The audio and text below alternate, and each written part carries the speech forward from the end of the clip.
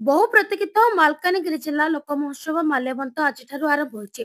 आज केतेक ब्लॉक स्तरीय महोत्सव होता बेले जिलार 7टी ब्लॉक रु शुभ जल कलश बहु पटरे अणा भैरवी मंदिर ठारू जगन्नाथ मंदिर को शोभा यात्रा अणा यह कलश डिसेम्बर 14, 15, 16 तीन दिन होगा मुख्य माल्यवंत महोत्सव मंडप को शोभा यात्रा एने जिलापाल अध्यक्षतार जिला संस्कृति विभाग पक्षर समस्त प्रस्तुति होइछि। आज कार्यक्रम में जिला सूचना और लोक संपर्क अधिकारी तत्वावधान में समस्त कमिटी सदस्य सांस्कृतिक दल जनसाधारण जोग देथिले। Bureau report Sarbashakti news. आज विधिवत भाव मालकानगिरी माल्यवंत महोत्सव आज विधिवत भाव आरंभ होइछि।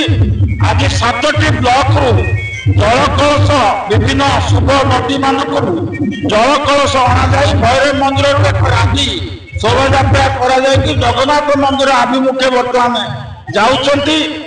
सेठी बर्तमान माल्यवंत 14 तारीख पर्यंत कलश से पूजा पाइबे एवं 14 तारीख दिन सकाळे माल्यवंत मंडप जो मुख्य मंडप सेठी विराट पटुआरे जीव। ये हूँ आम मालकानगिरी जिलार परंपरा। आ द्वारा लोक संस्कृति उज्जीवित रही लोक परंपरा आदिवासी परंपरा नाच गीत विभिन्न राज्य विभिन्न प्रकार नृत्य दल मान भाग नबार कार्यक्रम रही।